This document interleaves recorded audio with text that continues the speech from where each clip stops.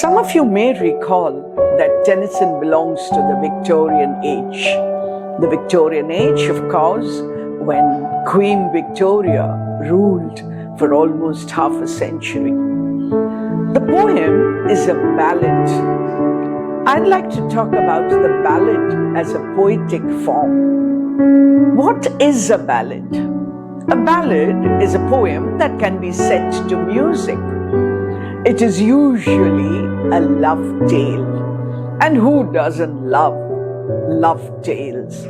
Stories of love, stories of meeting, it could be parting.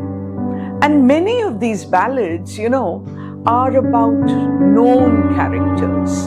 At least one of the characters would be known. And it's very interesting that Robin Hood, remember, who we say looted the rich and gave it to the poor. There are many ballads about Robin Hood. So we are looking at a ballad today, a love story, maybe about a character we really don't know much. But, some words are repeated, some lines are repeated, and there is an inner rhythm to the entire poem.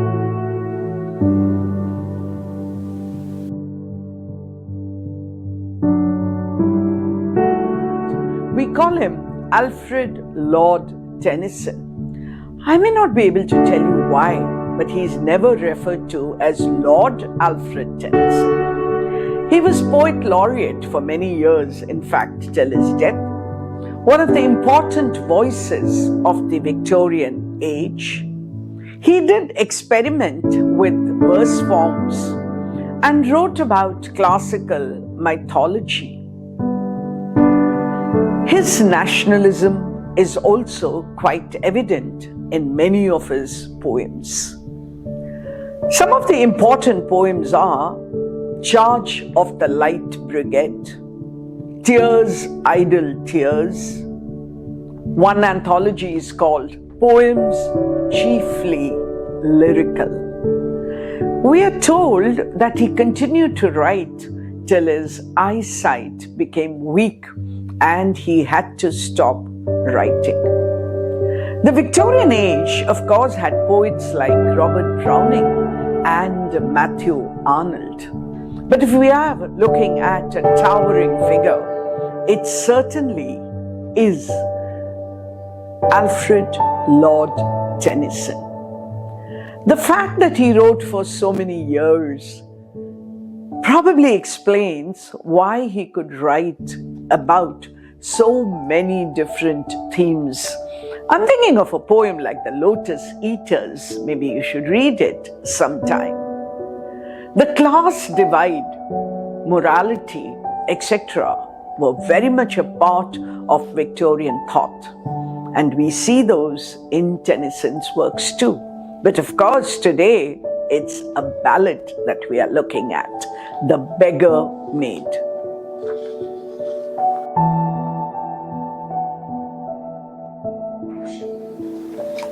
The Beggar Maid, sometimes referred to also as the King and the Beggar Maid. Let me begin by reading the poem, because there's nothing like tasting the real words of our poet. Her arms across her breast she laid. She was more fair than words can say. Barefooted came the beggar maid before the king Cophetua. In robe and crown the king stepped down to meet and greet her on her way. It's no wonder, said the lords, she is more beautiful than day. I want us to imagine the king's court. In India we refer to it as the darbar. So can you imagine the king sitting there with probably all his nobles, his ministers, the king in his regal crown, clothes, robes, and there into that court comes who? Barefooted came the beggar maid. The imagery is so good in Tennyson's poetry that you can see it in your mind's eye. Her arms across her breast she laid, Maybe that is a kind of embarrassment at her simple clothes, or maybe it's a lack of confidence. Maybe it is that she's a simple girl who's not used to all this regalia, the grandeur of a court. So, her arms across her breast she laid, and then how was she? She was more fair than words can say. You know, you must have heard the expression, words fail me. I cannot really describe. There is no word in the English language, or any language for that matter, which can tell you how beautiful she was. Can I leave it to your own imagination? Nothing like the reader's imagination. She was more fair than words can say. Barefooted came the beggar maid. And where did she come? Now we have the name of the king. The king is a real figure, someone who historically existed. We do not know whether this scene really happened or not, because remember, it's a ballad. Barefooted came the beggar maid before the king Cophetua. And what did the king do? In robe and crown, the king stepped down to meet and greet her on her way. Was the king expecting her? Or was it a surprise? The poet doesn't tell us that, but the king did come down, so probably she was important to him. And what did the assembled lords say? It's no wonder, said the lords, she's more beautiful than they. So why did the king come down from his throne? Because she was so beautiful. That's what the lords surmise. And so we move on to the second stanza, which continues to describe the beauty of the beggar maid. As shines the moon in clouded skies, she in her poor attire was seen. One praised her ankles, one her eyes, one her dark hair, one her lovesome mien. So the entire, from the eyes right up to her ankles, she is beautiful. So sweet a face, such angel grace, in all that land had never been. So the most beautiful woman probably ever to have treaded in that land. And then the poem concludes with, Cophetua swore a royal oath, this beggar maid shall be my queen. Love, I told you, it cuts across all probably ages, classes, castes, everything. And therefore, looking at her beauty, the king had stepped down, remember, from the throne, and he takes an oath. This beggar maid shall be my queen.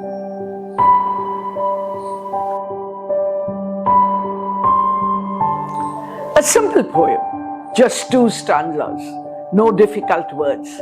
But the theme is very important, because the theme tells us something about the class divide. At the same time, it tells us something about the empathy of the king. He may be rich, he may be a ruler, he may have all the wealth in the world, but love and beauty is something that he appreciates. The maid could be interpreted probably as a symbol of resilience, a symbol of hope, because she has the courage to walk into the court. As with many great poems, there is imagery. The picture that the poet creates is something that we can understand, that we can appreciate, and that's what makes one of the reasons that makes something a great poem. There are metaphors and similes. I can't give you the examples, but you can if you read the poem again. The moon in clouded skies, more beautiful than, etc. So, very common figures of speech, the metaphor and the simile. I talk about rhythm and rhyme in every poem because that's what makes poetry different from prose. The rhyme scheme is very different. It's ABAB, right? So you have laid, say, made, Cophetua, down, way, etc. And then you have the internal rhythm, which comes across when we read the poem aloud. Remember, no better way to appreciate a poem than to read it aloud. So enjoy reading it aloud and see how beautiful the Beggar Maid is also as a poem. Whenever I choose a poem, I ask myself, why this? And then I ask myself, why not this? So when I decided to do a ballad, I said, I want to do a ballad which I like very much.